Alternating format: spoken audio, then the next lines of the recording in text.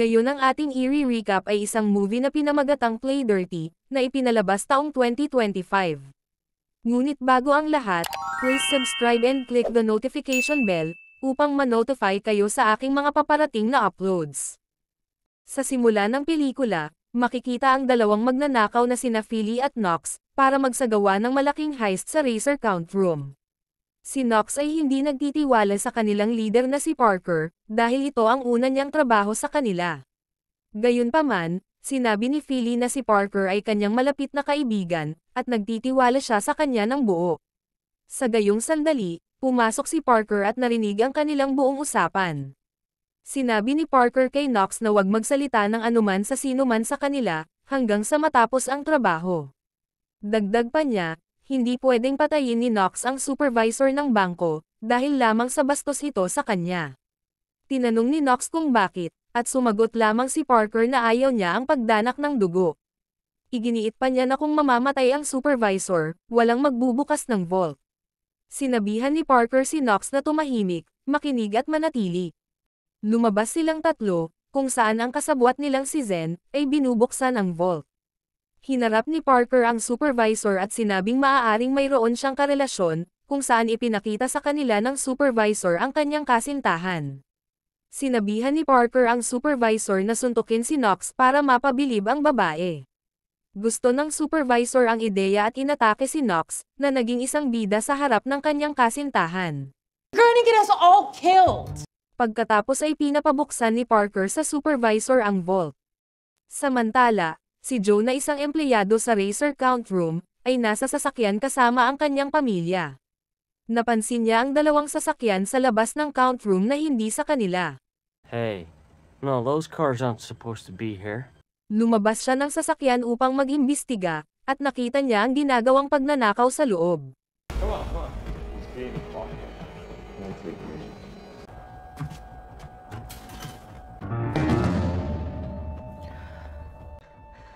Someone's robbing the place. What? Inilabas ni Joe ang kanyang baril, at nagpa siya na nakawin ang ilan sa mga pera para sa kanyang sarili. Habang umaalis ang mga magnanakaw dala ang pera, binaril patay ni Joe si Knox, habang nasugatan naman si Philly. Sa kaguluhan, kinuha ni Joe ang isang bag ng pera at pinaharurot ang sasakyan.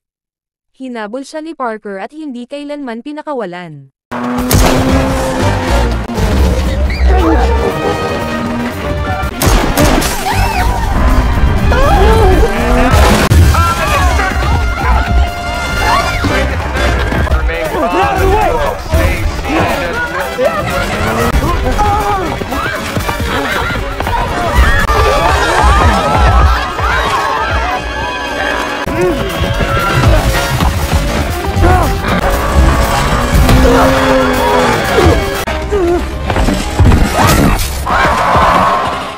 Matapos ang isang matinding pagtugis, na-corner niya si Joe at walang awa na binaril patay ang lalaki. Nakita ni Parker ang pamilya ni Joe, dahilan para bigyan niya ang asawa nito ng pera, at nagmadaling sumakay sa kanilang getaway car. Bumalik sa kanilang base, ginagamot ni Zen ang sugat ni Philly. Magkasama silang nagnakaw, at nagplano ng higit pang mga trabaho ang grupo. Si Zen ay nagsimulang maghubad ng kanyang damit sa harapan nila, dahil naging close na silang lahat. Marami ang humanga sa kanyang katawan, ngunit nahanap ito ni Parker bilang kakaiba. Makalipas ang ilang sandali, biglang bumunot ng baril si Zen at binaril si Parker. Umiwas si Parker, ngunit binaril ni Zen ang iba pang miyembro ng grupo, pagkatapos ay hinabol si Parker para patayin.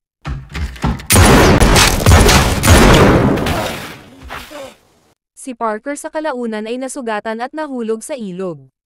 Makalipas ang isang linggo, si Kincaid ay pumunta sa kanyang boss na si Lozini, na isang napakadelikadong tao. Si Lozini ang leader ng isang crime syndicate na tinatawag na The Outfit. Sinabi ni Kincaid na isang linggo na ang nakalipas, pinagnakawan ang isang Racer Count Room, at ang ilan sa kanilang mga tao ay pinaghinalaan ang dating ka-close ni Lozini na si Parker, na siyang nasa likod nito. Sinabi ni Lozini na hindi ito maaari, dahil pinatay na niya si Parker. Gayunpaman, iginiit ni Kincaid na narinig nila ang boses ni Parker, ngunit hindi nakita ang mukha. Nagbabala si Lozini na kung totoong buhay pa si Parker, maaari nitong gawing komplikado ang kanilang bagong plano. Dahil dito, inutusan niya si Kincaid na bumalik sa trabaho, kung saan walang magawa na sumang-ayon na lamang si Kincaid at umalis. Sa ibang lugar, nagising si Parker sa isang hotel, kung saan inaalagaan at ginagamot ng manager ang kanyang sugat. Palaging tumutuloy si Parker sa hotel na iyon. Tinanong ni Parker kung bakit hindi siya dinala sa room 12, kung saan nagpaliwanag ang manager na may mag-asawa na nag-book sa silid. Gayunpaman, nang makaalis na ang manager, pumasok si Parker sa room 12, at pinalayas ang mag-asawa na naabutan niyang nagsisex. Kinuha niya ang kanyang mga nakatago na gamit, kabilang na ang baril, pera at pasaporte, at saka umalis sa hotel. Ngunit bago pa man, binayaran niya ang manager para sa mga pinsala at gastos, pagkatapos ay pumunta upang makipagkita sa asawa ni Philly na si Grace. Tinanong ni Grace kung bakit wala si Philly, hanggang sa napagtanto niya na patay na ang asawa. Ipinaliwanag ni Parker ang lahat, sinabing pinatay siya ni Zen na kanilang getaway driver. Gustong malaman ni Parker kung sino si Zen at kung saan siya nanggaling, para makuha niya ang pera at ibigay kay Grace. Hinimok si Parker ni Grace na huminto sa pagnanakaw, dahil ang kanilang buhay ay nasa panganib, ngunit sumagot si Parker na lahat ay may ginagawa, at ang pagnanakaw lamang ang tangi niyang alam. Sinabi ni Grace kay Parker ang isang lalaki na nagngangalang Reggie na siyang nagdala kay Zen sa grupo. Nangako si Parker na patayin si Zen, upang maipaghiganti ang pagkamatay ng miyembro ng kanyang grupo, lalo na si Philly. Parker, kill her for me. Samantala, nakipag-usap si Grofield na isang theater artist sa isang opisyal ng gobyerno, na nagtanong sa kanya kung paano niya pinapatakbo ang teatro sa loob ng 5 taon nang walang audience, at kung saan nanggagaling ang pera. Sinabi ni Grofield na siya ay nag-act dahil sa kanyang pasensya, at iyon ang nagpapanatili sa teatro. Umalis siya at sinabi sa mga tao, na kailangan niya ang malalaking trabaho. Sa katotohanan, nagnanakaw si Grofield kasama ni Parker. Ikinwento ni Parker ang pagtataksil ni Zen sa kanilang grupo, at inutusan si Grofield na hanapin ang associate nitong si Reggie. Bilang ganti, nangako si Grofield na hanapin si Reggie, at magdala ng mga detalye. Pagsapit ng takip silim, makikita si Reggie kasama ang mga babae. Nang sumakay siya sa kanyang sasakyan, inagaw at kinuha ni Parker ang lugar ng kanyang driver. Tinanong ni Parker si Reggie kung sino si Zen, at nagpaputok ng warning shot para takutin siya.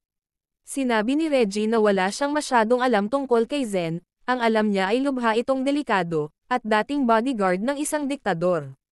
Sa puntong ito, napansin ni Parker na may sumusunod sa kanila. Sinabi ni Reggie na marahil ay nagpadala si Zen ng mga thugs para patayin siya. Christ, you gotta do something. I'm not sure I do. I got the address. I'll give it to you, alright? Maya-maya, maraming thugs ang umaatake sa kanilang sasakyan at nagsimula ng pagbaril.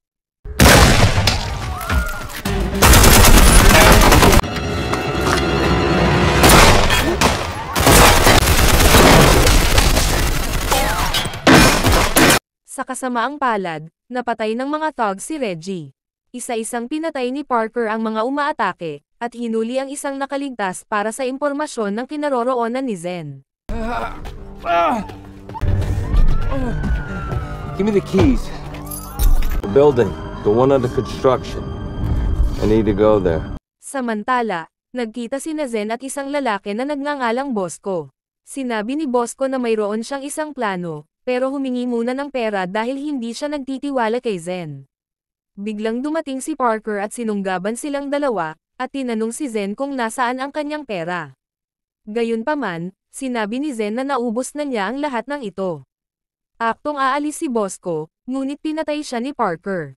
Galit na galit si Zen, dahil may plano si Bosco para sa isang malaking heist, at naubos niya ang lahat ng pera sa planong iyon. Nagtanong si Parker kung ano ang heist na iyon, at inihayag ni Zen na si Bosco ay may plano para sa $1 billion na pagnanakaw. Pinupuntirya nila ang isang napakayamang tao. Hindi nagtitiwala si Parker kay Zen, at pinilit pa niya ito para sa mga detalye. Ipinaliwanag ni Zen na 4 na buwan ang nakaraan, ang diktador at korap na presidente ng kanyang bansa na si De La Paz, ay nakatuklas ng treasure na nagkakahalaga ng bilyong dolyar, ang Lady of Arintero, sa isang lumubog na malaking barko. Balak ni De La Paz na i-display ang lady sa Amerika, ngunit pagkatapos ay palihim itong nakawin at iligal na ibibenta, para kumita at maging mayaman. Last try. What's the score? We're gonna rob an entire country. The name of the shipwreck is the Lady of Arintero. $1 billion for our country overnight. The problem is our presidente. He's gonna take that treasure for himself, unless we steal it first. Sinadya ni Zen na nakawin ang lady, upang matulungan ang mga tao sa kanilang bansa. Tinanong ni Parker kung sino ang itinalaga ni De La Paz para nakawin ang lady, at dito ay natuklasan niya na ang crime syndicate na The Outfit, ang naatasan sa pagnanakaw. A local group, something called The Outfit.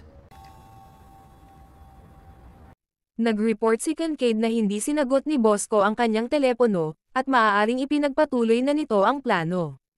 Sumabog si Lozini sa galit, at inutusan si Kincaid na hanapin si Bosco, o sila ay magkaproblema. Go find Bosco.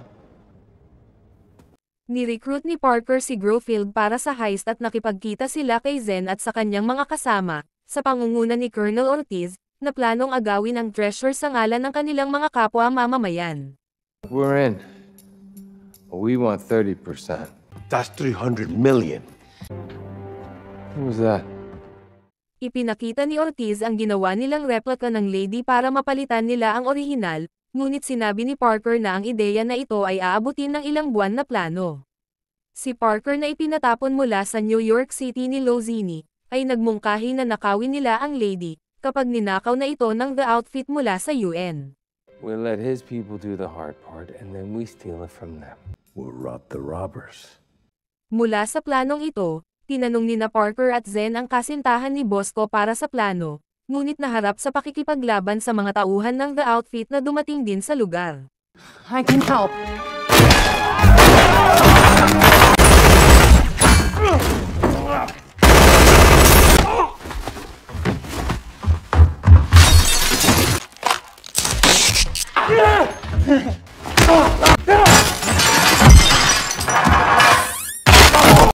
Sa pagtatapos ng laban, hinulog ni Parker si Kincaid mula sa bintana, at kinuha ang plano ni Bosco para sa pagnanakaw sa UN, na nakatago sa loob ng isang stuffed toy na elepante.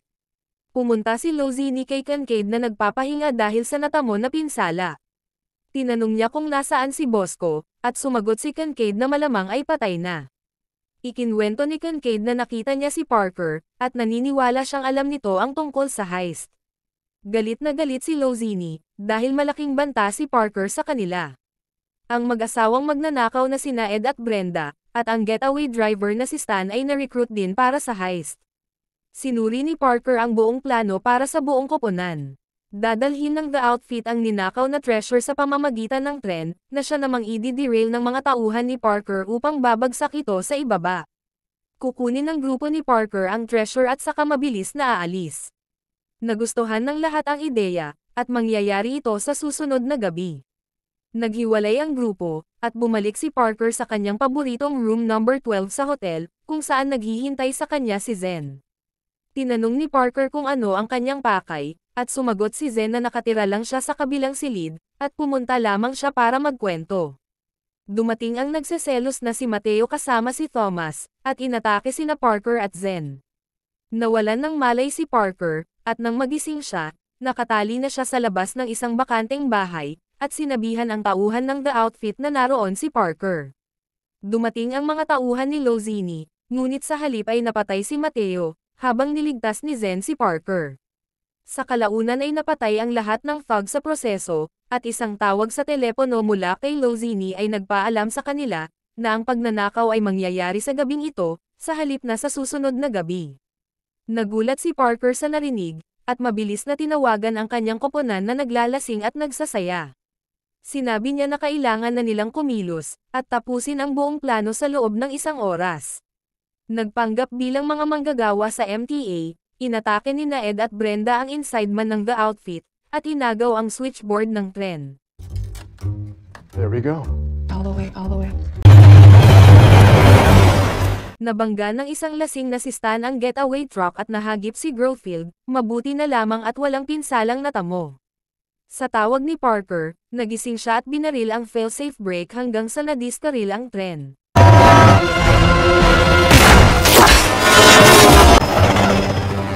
Yes! Yes!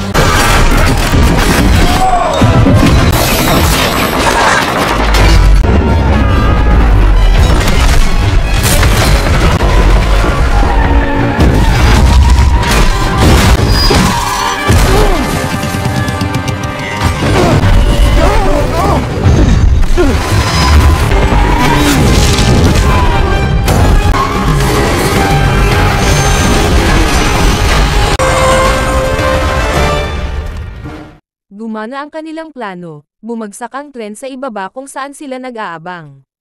Gayunpaman, natuklasan ng grupo na ang mga lalagyan ng treasure ay pinalitan ng mga bato, dahil hindi nilagay ni Lozini ang treasure sa tren. Pagkatapos ay bigla silang inatake ng ilang thugs, ngunit mabangis nila itong nilabanan.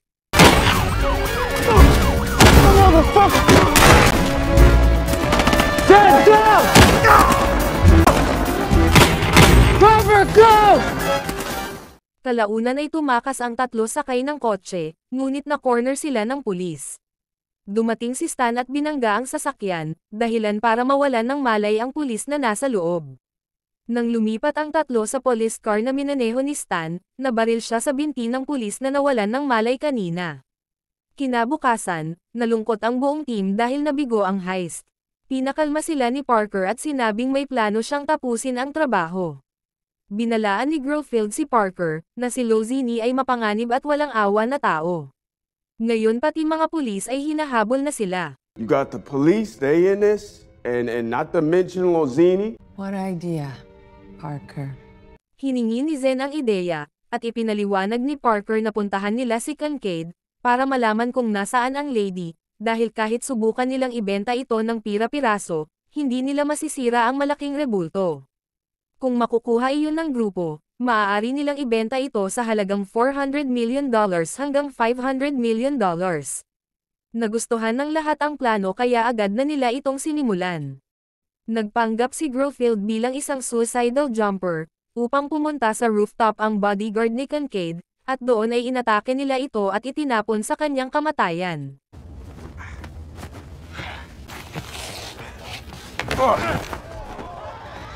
Nasa loob si Kincaid kasama ang kanyang kasintahan. Nang makita si Parker, natakot si Kincaid nang maalala kung paano siya itinapon ni Parker mula sa bintana. Tinanong ni Parker ang lokasyon ng lady, ngunit nawalan ng malay si Kincaid sa takot. Pagkatapos ay tinanong nila ang kasintahan ng parehong tanong, na nagsiwalat na isang bilyonaryong nagngangalang Paul ang bumili nito. Natagpuan ni Parker si Paul sa isang restaurant, at tinanong kung nasaan ang lady. Ipinakita ni Parker ang kanyang baril at binaril ang kasama ni Paul, dahilan para ihayag ni Paul na nasa isang secured facility ito sa Greenbrook Township, New Jersey, sa loob ng safe number 1. Gayunpaman, hindi ito mabubuksan, at ang bawat isa ay nagbubukas lamang ng isang beses sa isang araw sa 8 a.m. Iniwan nila si Paul kasama si Stan upang bantayan siya, at nagsimulang magplano ng vault heist. Pagkaraan ng ilang sandali, nakita ng mga gwardya sa kamera, ang isang aksidente sa sasakyan na kinasasangkutan ng isang babae. Nagdilim ang kamera pagkatapos, kaya lumabas ang isang gwardya para tingnan, ngunit tinambangan siya ni Grofield at Zen, at ang koponan ay dumiretso sa vault. Samantala, napansin ni Paul na nakatulog si Stan. Gamit ang pagkakataon, lumabas siya ng bahay at tinawagan si Lozini, na ipinaalam sa kanya ang vault heist. Galit na galit, si Lozini at ang kanyang mga tauhan ay sumugod sa Greenbrook. Sa mga oras na iyon, pinasabog ni Parker ang isa sa mga safe. Pagdating ni Lozini, nakita nilang sira ang pinto ng vault at walang laman ang safe sa loob. Natigilan si Lozini, dahil ang mga safe na iyon ay itinuturing na hindi masisira. Samantala, umalis sina Parker at Grofield kasama ang lady sakay sa isang truck. Sinundan sila ng mga tauhan ni Lozini, na naglunsad ng isang napakalaking habulan ng sasakyan.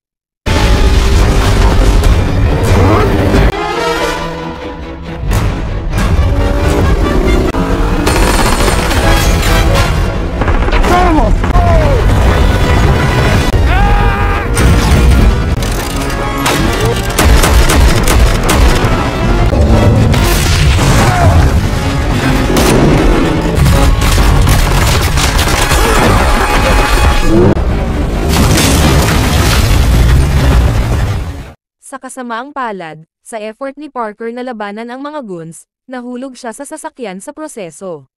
Dinala ni Grofield ang lady sa malayo, nagmamaneho papunta sa bundok.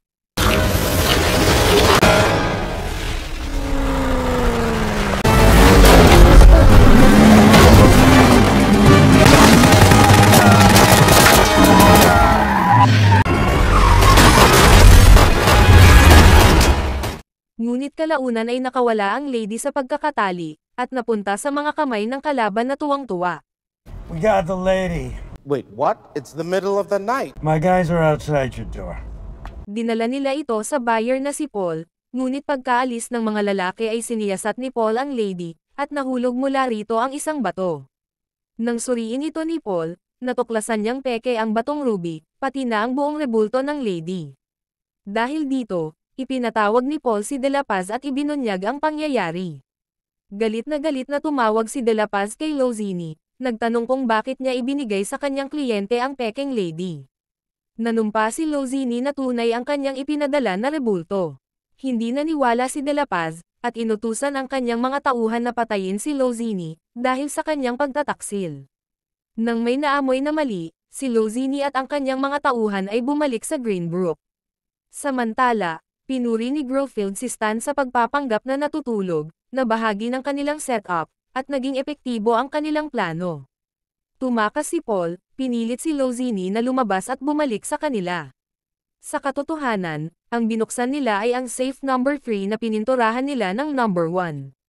Pagkatapos ay pinasabog nila ang totoong safe number 1, at naghintay ng 8 AM, upang automatic itong bumukas.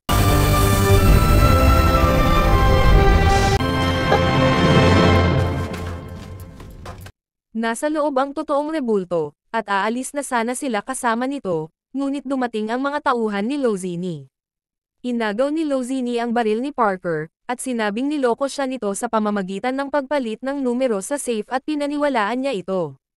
Kusa din na ibinigay ni Parker kay Lozini ang pekeng lady, upang maniwala na nanalo sila sa laban. Dito ay umamin si Parker na ilang buwan na niyang sinusubaybayan si Lozini, at bawat bangkong nagdeposito siya ng pera, ninakawan ito ni Parker. Ito ang dahilan kung bakit alam ni Parker, na ang kita ng The Outfit ay bumabagsak. Man, I've been tracking you guys for a while now. The outfit's out of money, isn't it? Without the Lady of Arentaro, I think the outfit goes bankrupt. Inihayag ni Parker ang bomba na nilagay niya sa lady, dahilan upang matarante si Lozini. Maya-maya, pinindot ni Parker ang remote at sumabog ang lady. Dito ay sumiklab ang kaguluhan. Binaril ni Parker ang mga goons, inatake si Lozini at ipinahayag na hindi niya gusto ang pera, tanging paghihiganti lamang. Pagkasabi nito, pinatay niya si Lozini on the spot. Sa labas, ang mga tauhan ni Lozini ay nakipagsagupaan sa mga tauhan ni De La Paz sa isang madugong labanan, habang si Parker at ang kanyang koponan ay tumakas sakay sa isang kotse. Kinabukasan, nagkagulo ang mga kaibigan ni Parker sa bahay. Bago umalis, binigyan sila ni Parker ng mga brilyante at ruby na kinuha niya sa lady, at tuwang-tuwa ang lahat. Should at least cover your expenses. I already took my cut. Man, it's like a $2 million pot. Send me a message. Thank you, Parker. Thank you very much. Pagkatapos ay pumunta si Parker sa hotel, at nadatnan si Zen sa silid na nanonood ng balita. Ang mga krimen ni Paul at De La Paz ay nalaman ng publiko, at si Ortiz ang pinangalan ng bagong pangulo. Iminungkahi ni Zen kay Parker na samahan siya, para sa isang mas simpleng buhay sa kanyang sariling bansa. You should come see it. My country. We could buy a big house, have a dog. The trouble isn't what happened on this job. It killed my crew. Gayunpaman, Hindi sumang-ayon si Parker, at sa halip ay pinatay si Zen upang ipaghiganti si Philly at ang iba pa. Nang maglaon, pumunta si Parker kay Grace at binigyan siya ng ilang ruby bilang regalo, at sinabi na pinatay na niya ang pumatay kay Philly. Natuwa si Grace sa balita. And the girl. Zen. I kept that promise too. Pagkatapos nito, bumalik sina Parker at Grofield sa kanilang buhay ng krimen. Habang naglalakad ay nagnakaw si Grofield ng wallet sa isang lalaki. Si Parker na nasiyahan matapos na ipaghiganti ang kanyang unang koponan, ay sumasabay kay Grofield, at pinag-usapan ng dalawa ang kanilang susunod na gagawing heist. Driving away audiences so you have to steal to support a theater. At dito nagtapos ang kwento. Hanggang sa muli, maraming salamat sa panonood.